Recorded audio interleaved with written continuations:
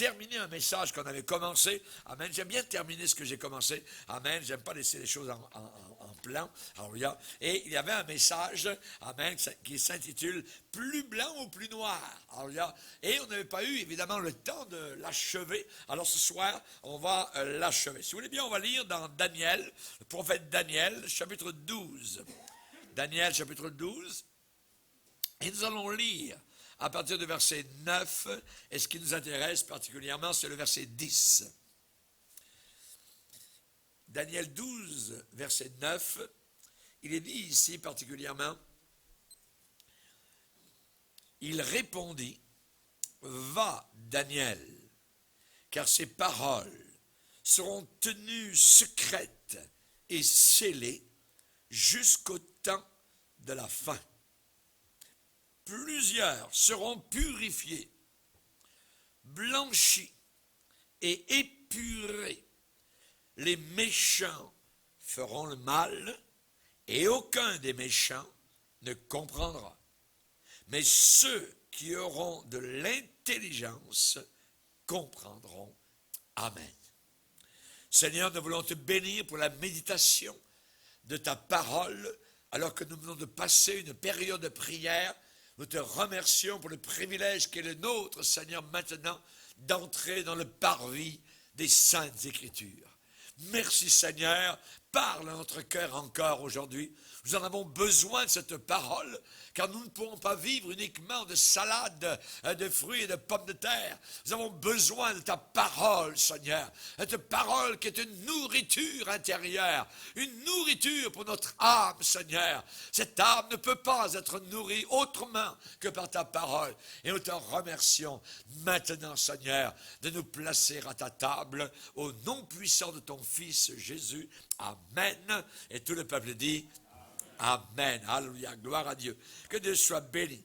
Alléluia. Ici particulièrement, donc, dans Daniel, on nous parle de la fin des temps. Nous sommes évidemment conscients, et avec nos frères et sœurs dans le monde entier, les païens n'en sont pas conscients, ne comprennent pas évidemment ce qui est en train d'arriver. Et là particulièrement, l'expression de la Bible, les temps de la fin, ça veut dire qu'il y aura une fin. Et qu'un jour, eh bien, le rideau sur le stage, je dirais, de la terre va tomber, et le Seigneur va arriver et va dire, messieurs, c'est la fin. C'est la fin. Le Seigneur a promis en disant, je suis avec vous tous les jours jusqu'à la fin. Le prophète Daniel s'emboîte littéralement avec Jean dans l'Apocalypse. Ce sont deux révélateurs. Daniel pour l'Ancien Testament, Jean pour le Nouveau. Et particulièrement ici, il est dit qu'à la fin des temps, au temps de la fin, eh bien, les méchants feront le mal.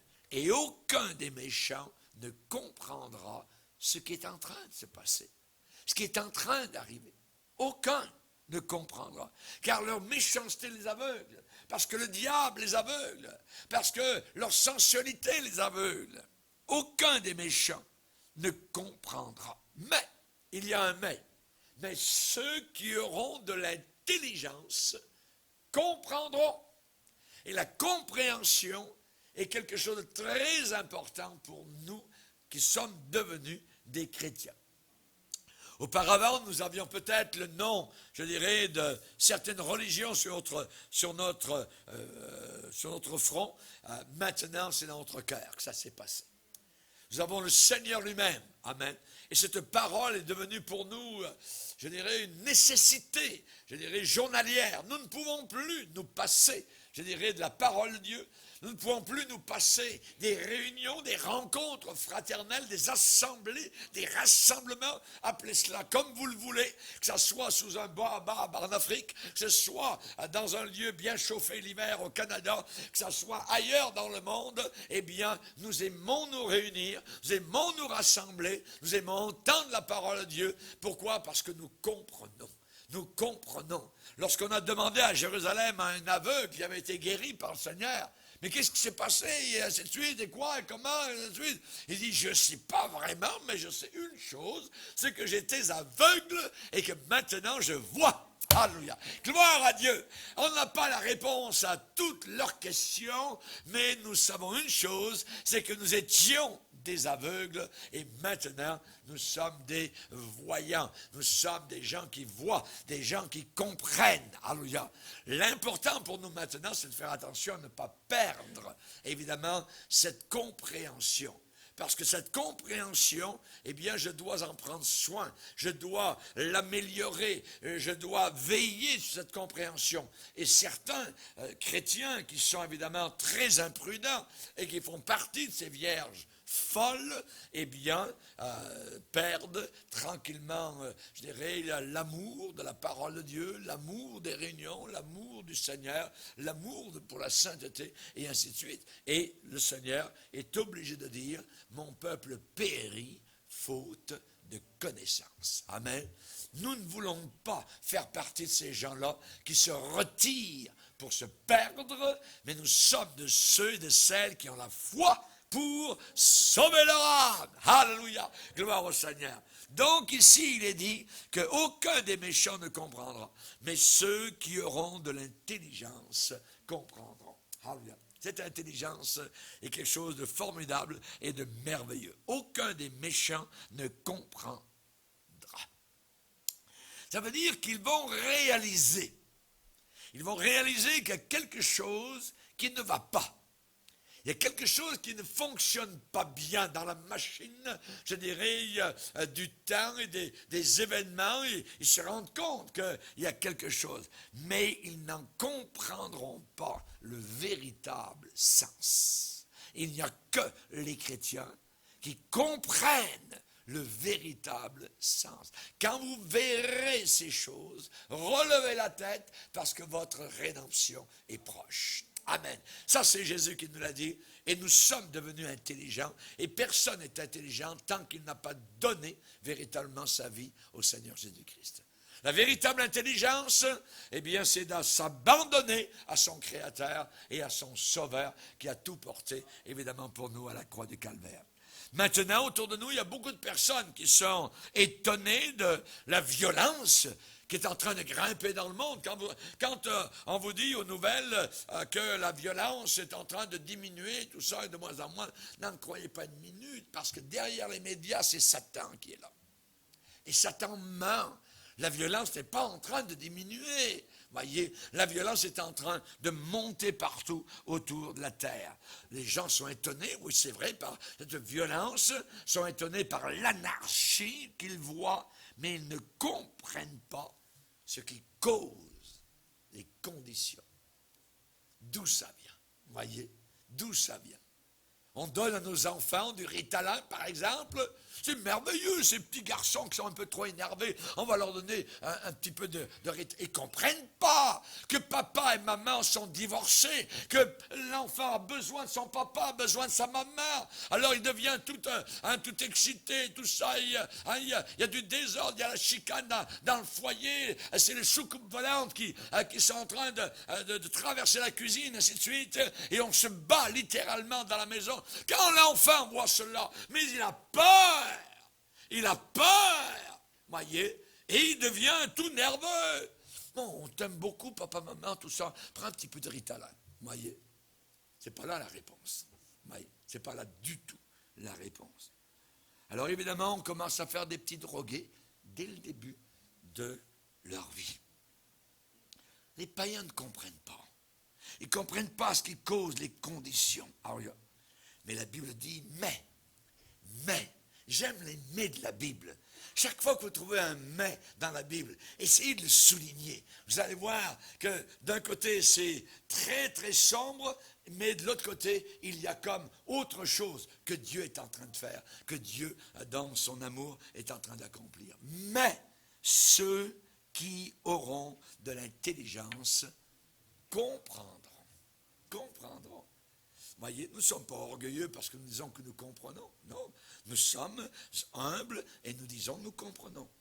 Nous comprenons ce qui est en train de se passer tout autour de nous actuellement. Pourquoi?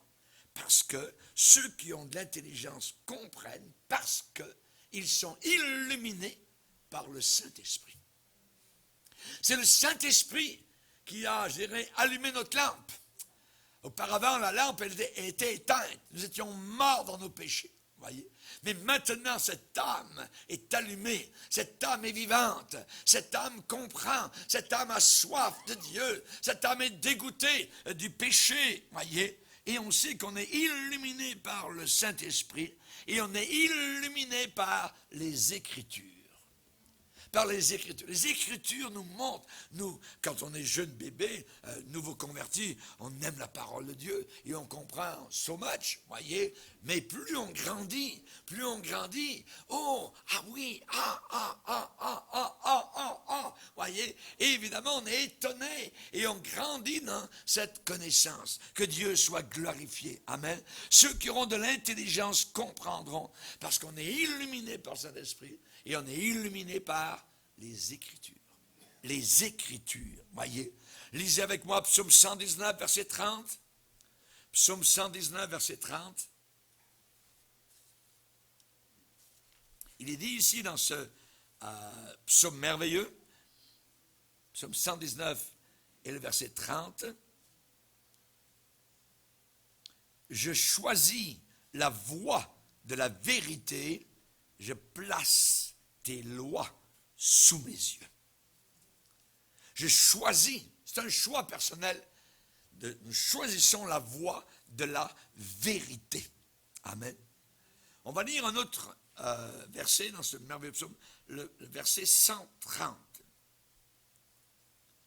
Il est dit ici, la révélation de tes paroles est claire. Elle donne de l'intelligence aux simples. Alléluia. Amen. Que Dieu soit béni. La révélation de ta parole. Quand cette parole nous est révélée par le Saint-Esprit, qu'est-ce qui arrive? On est éclairé. On est éclairé, on comprend. Mais ceux qui auront de l'intelligence à la fin des temps comprendront. La révélation de ta parole est claire. Est claire. Nous connaissons les nouvelles de demain, nous, par rapport à cette Bible, voyez, qui est le livre de Dieu. Dieu connaît la fin dès le commencement. Ces choses merveilleuses qui nous ont été révélées, eh bien, Paul va dire aux Corinthiens, elles nous ont été révélées par le Saint-Esprit. Le Saint-Esprit nous a révélé ces choses. Il y a eu action de Dieu, mon frère, ma sœur, dans ton cœur, par le Saint-Esprit. Tu as compris. Tu as compris.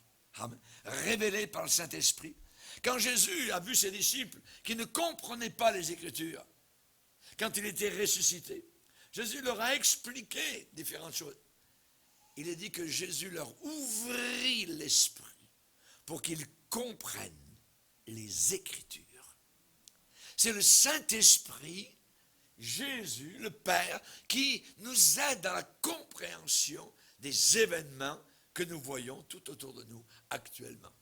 Nous sommes sur le quai de la gare avec nos valises et nous attendons le train du ciel. Alléluia. Amen. Gloire au Seigneur. Quelle espérance merveilleuse. Alléluia. La même lumière qui aveugle les méchants, cette même lumière, est celle qui conduit les croyants. Je répète. La même lumière qui aveugle les méchants, les païens, les incrédules, c'est cette même lumière qui conduit, qui dirige les croyants. Je vais vous expliquer ça. Si vous êtes dans une voiture, en pleine nuit, si vous faites face soudainement à une autre voiture qui s'en vient plein phare, vous êtes aveuglé. Vous ne voyez plus rien. La lumière vous aveugle. Mais si vous étiez dans la voiture qui vous aveugle et que vous alliez dans cette voiture, la rue serait toute illuminée, claire. Pourquoi cette lumière m'aveugle quand quelqu'un d'autre s'en vient plein phare? Parce que je marche à contre-courant de celui qui s'en vient. Et c'est exactement ce qui se passe aujourd'hui. Les gens vont contre la lumière de Dieu et ils sont aveuglés. Ils ne voient rien. Et cette même lumière, nous, elle est avec nous. Nous sommes assis dans le confort du Seigneur, dans le véhicule du Seigneur, plein phare, et nous voyons très bien, et nous allons vers le ciel. Alléluia, gloire au Seigneur. Pourquoi? Eux sont aveuglés parce qu'ils vont contre la lumière, et nous, eh bien, nous allons avec la lumière, dans le sens de la lumière. Et c'est cette lumière qui nous guide sur notre route. Jean a dit, la lumière est venue dans le monde et les hommes ont préféré les ténèbres à la lumière. Hélas. Vers quoi est-ce que nous nous dirigeons? Eh bien, particulièrement, nous nous dirigeons vers la fin du règne de Satan. Ce que nous voyons autour de nous, c'est le règne du diable. C'est le règne des démons, et ça va aller de pire en pire, mais plus ça va aller de pire en pire, plus on va s'approcher de la fin. Et bientôt, on va aller vers la fin du règne de Satan, et ce sera la fin du règne des méchants. Ceux qui ne connaissent pas la Bible, voyez, ne réalisent pas comment Satan contrôle les gouvernements, comment Satan contrôle les nations de la planète Terre. Vous les voyez toutes s'engouffrer au portillon, voyez, de l'écologie, du yoga, des sciences occultes, ainsi de suite, de la franc-maçonnerie. Pourquoi cela? Parce qu'elles sont dirigées par le diable, Satan. Jean l'apôtre a dit une phrase marteau, il a dit le monde entier gît dans le sein du diable. Le monde entier gît dans le sein du diable. Dans 2 Corinthiens, on parle de lui comme étant le Dieu avec un petit d, le Dieu de ce monde. Jésus a parlé du prince de ce monde qui sera jeté dehors. C'est le diable. Nous sommes actuellement dans le règne de Satan. Mais ce règne va vers sa fin. Et les hommes sont inconscients d'être les instruments de Satan. Et dans l'Apocalypse, durant la grande tribulation particulièrement, eh bien, Jean a vu ces démons qui avaient la forme de grenouilles et qui s'en allaient vers les têtes des nations, vers les gouvernements, pour tous les rassembler. Quand vous entendez aujourd'hui, « Oh, un tel, c'est un rassembleur », ouais, c'est très dangereux. Et parfois même à l'intérieur de l'Église, on parle de pasteurs rassembleurs. C'est très dangereux.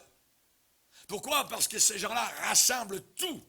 Ils rassemblent la racaille, ils rassemblent le péché, ils rassemblent n'importe quoi. Et c'est la raison pour laquelle, bien souvent, il y a de si grands nombres. Un chrétien qui visite les pays islamistes, par exemple, ou les pays communistes, eh bien, en descendant à l'aéroport, il est conscient. Il est conscient que les puissants diaboliques sont là. Il y a une sorte de dépression qui vient sur le chrétien. Vous vous sentez comme serré, comme si on vous dit, tu n'es pas le bienvenu. Les puissants diaboliques sont là. Il y a une sorte de dépression étrange. Et ce n'est pas de l'imagination. Nous sommes passés parfois avec mon épouse dans certains villages en France. Il n'y a pas un chat dans les rues. C'est froid. C'est glacial. Pourquoi? Parce que dans le coin, il y a des gens qui trafiquent avec Satan. Il y a des gens qui agissent avec l'occultisme, et ainsi de suite. C'est froid. Et vous sentez comme vous n'avez pas envie d'être là. Il y a une atmosphère lourde de méchants esprits qui agissent comme cela. La Bible dit, celui qui pêche est du diable. Celui qui pêche, qui vit dans le péché, celui qui se nourrit de péché, il est du diable, il n'est pas de Dieu. Dans Jean 1er chapitre, vous vous rappelez comment le Seigneur a parlé au diable. Un jour, il a dit, Satan vint. Et l'Éternel dit à Satan, d'où viens-tu? Et Satan répondit à l'Éternel, de parcourir la terre et de m'y promener. De parcourir la terre et de m'y promener. Quelle promenade diabolique. Oui. Moi, je fais des promenades avec mon épouse, c'est autre chose. Oui. Mais le diable, il se promène. Lui aussi, il fait des promenades autour de la planète Terre. Et Dieu lui a dit, as-tu remarqué mon serviteur Job? Oh oui. Il remarque les chrétiens. Il remarque les véritables. Il remarque, évidemment, ceux qui le servent. Voyez, ceux qui l'aiment, ceux qui sont perdus. Mais il remarque, évidemment, ceux qui servent Jésus-Christ. Mais nous avons le pouvoir. Nous avons le pouvoir de marcher sur les serpents, les scorpions, toute la puissance du diable. Celui qui est en nous est plus grand que celui qui est dans le monde. Satan cherche les têtes de l'État. Il cherche les têtes du gouvernement, comme des marionnettes, pour pouvoir diriger des segments entiers de la population mondiale et les emmener avec lui en enfer. Satan est un voleur, Satan est un menteur. C'est Jésus qui l'a dévoilé directement. Et on n'a pas besoin d'aller dans les pays communistes ou les pays islamistes pour ressentir ce genre de dépression qui arrive sur le chrétien quand on arrive dans ces milieux, même dans nos propres pays. Parfois, ça va bien. Après la réunion du dimanche soir, tout ça, on est tout pépé, joyeux, boosté, ainsi de suite. Mais arrive le mardi, soudain, le chrétien, il y a comme quelque chose qui se passe. Il y a comme une pression. C'est comme s'il perd quasiment contact avec le Seigneur. Les puissances diaboliques travaillent contre ce frère, contre cette sœur, pour essayer de le déstabiliser, pour essayer de l'empêcher de prier, d'avoir son temps dans la parole de Dieu, dans la prière. Et vous remarquez parfois les combats juste avant de venir à la réunion. Ce n'est pas imaginatif, c'est du réel. Satan ne veut pas qu'on soit là. Il ne veut pas surtout qu'on soit là à la réunion de prière. Il y a des combats, il va se servir de n'importe quoi. Essayez de dire, eh bien, je vais avoir mon temps de prière dans la semaine, chez vous. Oui. Vous allez voir. Oui. Ah tiens, il faut que je fasse ça. Ah tiens, le téléphone sonne. Ah tiens, tout d'un coup, il y a un paquet d'interrupteurs, voyez, qui se mettent en marche soudainement. Voyez. C'est Satan. D'où viens-tu, Satan? C'est pas d'où viens-tu, bergère. C'est le Seigneur qui a dit au diable, d'où viens-tu? Je viens de parcourir la terre et de m'y promener. As-tu remarqué, mon serviteur? As-tu remarqué celui qui me sert au Canada, celui qui me sert à Kinshasa, celui qui me sert ici et là, au milieu de l'apostasie? As-tu remarqué? Oh oui, il l'a remarqué. Mais il te sert uniquement parce que tu le bénis matériellement. Enlève-lui tous ses biens. Je suis convaincu qu'il va te maudire en pleine face. OK. Dieu lui a donné la permission d'attaquer Job. Et Job est resté fidèle au Seigneur. Satan est reparti la queue entre les pattes. Alléluia. Vaincu. Alléluia. Écrasé. Parce que Job a dit, Dieu a donné, que Dieu soit béni. Dieu a enlevé, que Dieu soit béni. Et dans cela, il n'a pas inculqué rien de mal au Seigneur. Alléluia. Ne dites jamais du mal de votre Seigneur. Le diable, il veut nous faire dire, Dieu peut-être ne veut pas vraiment dire ce qu'il veut dire. Tu crois cette parole? Ben non, voyons donc. Dieu est bien trop bon. Un enfer, voyons donc. Il y avait quelqu'un qui travaillait chez nous à la maison pour poser un aspirateur central. Et puis j'ai parlé du Seigneur. Il dit, vous croyez à l'enfer? Oui, certainement. Il y a un enfer. Mais voyons donc, Dieu est bien trop bon. Dieu est bien trop bon. Il ne peut pas envoyer des gens en enfer pour l'éternité, dans les flammes éternelles. Vous croyez encore ça? Je dis oui.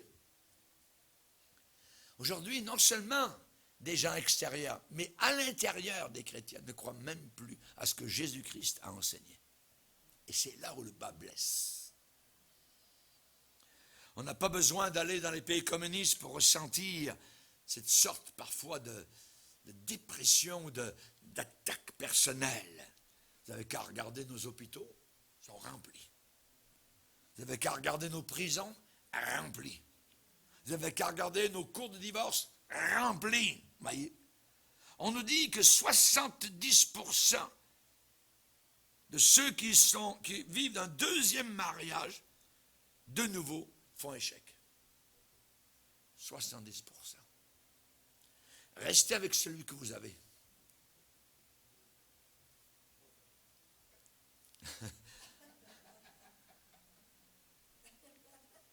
Pas besoin d'aller dans les pays islamistes. Regardez la délinquance. Regardez ce qui se passe à l'Halloween, comment le diable est honoré. Regardez le taux de suicide. Encore l'autre jour à Drummondville, je ne sais pas combien, 7-8 jeunes ont fait un pacte de suicide, puis ils sont enlevés la vie, ils sont tous en enfer. Ils voudraient bien revenir. Ils voudraient bien prêcher, même l'évangile, à leur famille. Et c'est fini. Regardez les drogues, les cliniques de drogue, on veut légaliser. Regardez l'alcoolisme, regardez les cinémas pour adultes, regardez Internet, ainsi de suite, la poubelle, ainsi de suite. Les pédophiles. Nos problèmes aujourd'hui sont bien plus spirituels que sociaux. Le problème, notre société mondiale, est un problème spirituel. Et il n'y a qu'un seul remède, c'est l'Évangile. Il n'y en a aucun autre. Aucun autre. Mais pour tout cela, il y a une fin. Il y a une fin. Jésus a bien dit, je suis avec vous tous les jours, et aujourd'hui même il est là, avec nous. Et il est avec nous jusqu'à la fin. Il y a une fin. Il y a une fin. Le royaume de Dieu s'en vient. Et les royaumes de ce monde vont changer de main. De Satan, ils vont passer à Dieu. Alléluia. Lisez avec moi dans 1 Corinthiens chapitre 15. 1 Corinthiens chapitre 15. Verset 24. 1 Corinthiens 15, 24. Ensuite viendra la fin. Quand il remettra le royaume à celui qui est Dieu et Père, après avoir détruit toute domination diabolique, toute autorité malfaisante et toute puissance ténébreuse. Car il faut qu'il règne jusqu'à ce qu'il ait mis tous les ennemis sous ses pieds. Et le dernier ennemi qui sera détruit, c'est la mort. Dieu, en effet, a tout mis sous ses pieds. Alléluia. Un autre passage dans Apocalypse, Apocalypse chapitre 11 et au verset 15. Le 7e ange sonna la trompette et il y eut dans le ciel de fortes voix qui disaient: le royaume du monde est remis à notre Seigneur et à son Christ, et il régnera au siècle des siècles. Amen. Alléluia. Gloire au Seigneur. Amen. Et nous faisons partie de tout cela. Alléluia. C'est la raison pour laquelle il faut être dans le bon camp et ne pas être dans le mauvais camp. Amen. Alléluia.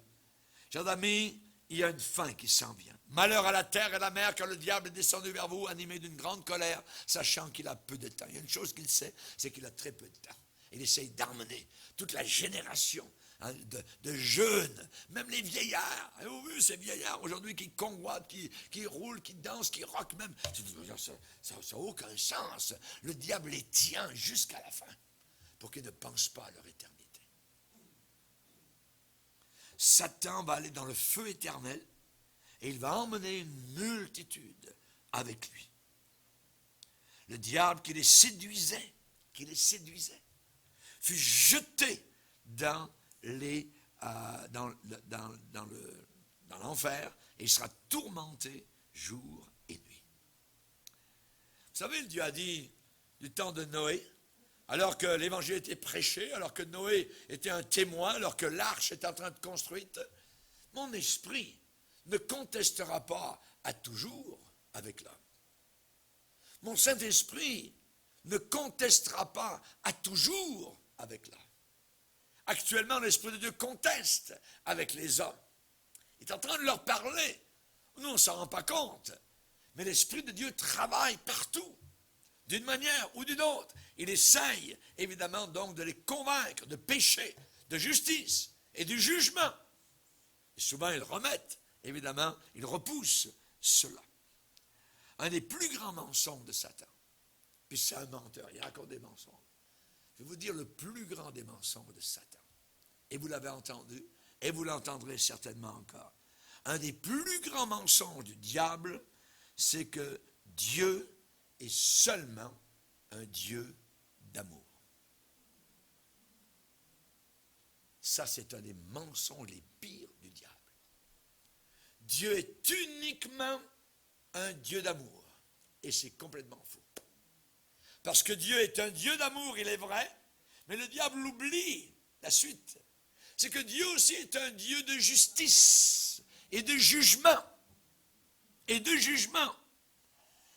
Il punit le péché. Il punit le péché.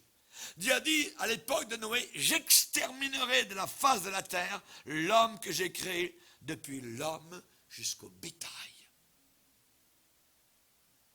Jusqu'au bétail. Noé, à l'époque de Noé, les animaux étaient plus intelligents que les hommes. Puisqu'ils sont entrés dans l'arche. Et les hommes, wow, t'es un fou de prédicateur. Oui. Ah oui. Si on veut une société ordonnée, qu'est-ce qu'il faut faire? Eh bien, il faut agir avec ceux qui brisent la loi. Il faut agir avec ceux qui brisent la loi. Et parfois, il faut punir sévèrement. Si ce principe est abandonné, c'est le désordre, c'est le chaos, c'est l'anarchie. Au pied du Sinaï, c'était le désordre total. Ça a amené à 3000 morts. Dieu a sévi. Tout d'un coup, les autres, on va marcher droit. Pour un bout de temps. On va lire 2 passages. Ésaïe 26. Ésaïe chapitre 26, le verset 10. Ésaïe 26, verset 10, si l'on fait grâce aux méchants, il n'apprend pas la justice. Il se livre au mal dans le pays de la droiture, et il n'a point égard à la majesté de Dieu. Il se fout de Dieu. Au début, le méchant, il fait un coup. Et il se dit, le ciel reste bleu. Il n'y a pas de tonnerre qui est tombé sur moi. Non. Il n'y a pas de Dieu. Et on continue. Et on continue. Et ainsi de suite. On va lire un autre passage. Ecclésiaste, chapitre 8, verset 11.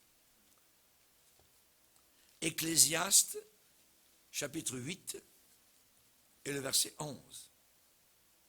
Il est dit ici, parce qu'une sentence contre les mauvaises actions ne s'exécute pas promptement, rapidement, qu'est-ce qui arrive?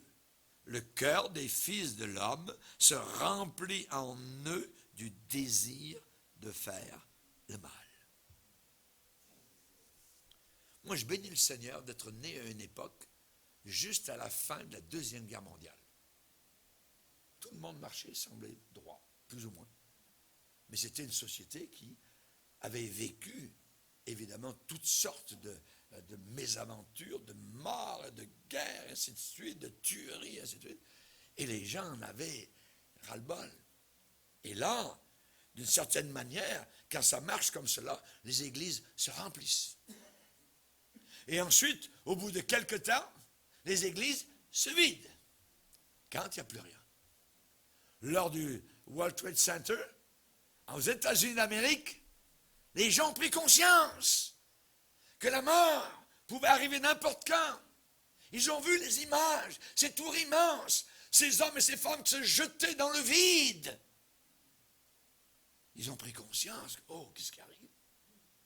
les églises sont remplies pendant quelques semaines. Après quelques semaines, sont vidées. Parce qu'une sentence contre les mauvaises actions ne s'exécute pas rapidement, le cœur des fils de l'homme se remplit en eux du désir de faire le mal. On continue. On continue. Comme d'habitude. Si Dieu avait cessé de juger les rebelles, l'univers aurait vite cessé d'être ordonné. Dieu juge. Dieu juge. La voie des pécheurs mène à la ruine. À la ruine. Chers amis, tous n'acceptent pas ce message. Et ceux qui n'acceptent pas sont condamnés. Celui qui croira sera sauvé. Celui qui ne croira pas sera condamné. C'est une histoire de croire ou pas croire. Voyez? Dans Proverbe 27, il est dit, quand tu pilerais l'insensé dans un mortier, au milieu des grains avec le pilon, sa folie ne se séparerait pas de lui. Et le pilon, eh bien, nos frères et sœurs africains, ils savent ce que c'est. On l'entend tous les matins. Bon, bon, bon, bon, bon.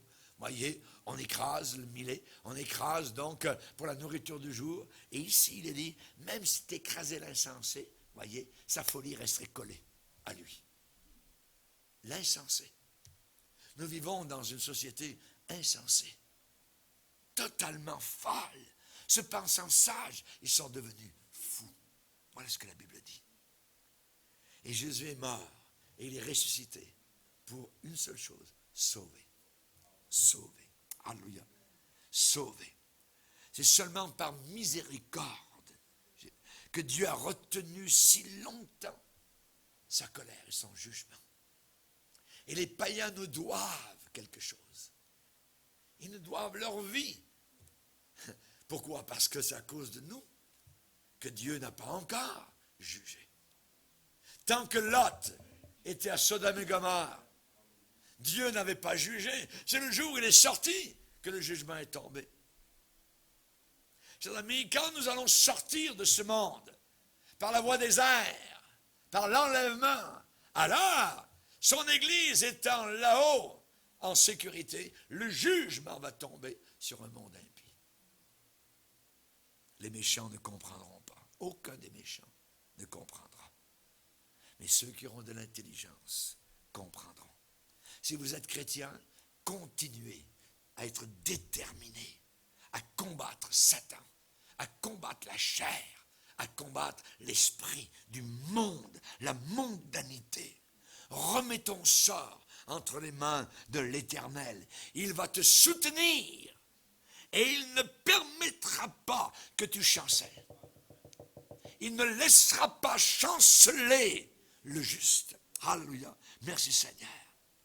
Daniel 11 va nous dire, ceux du peuple qui connaîtront leur Dieu agiront avec fermeté et les plus sages parmi eux donneront instruction à la multitude.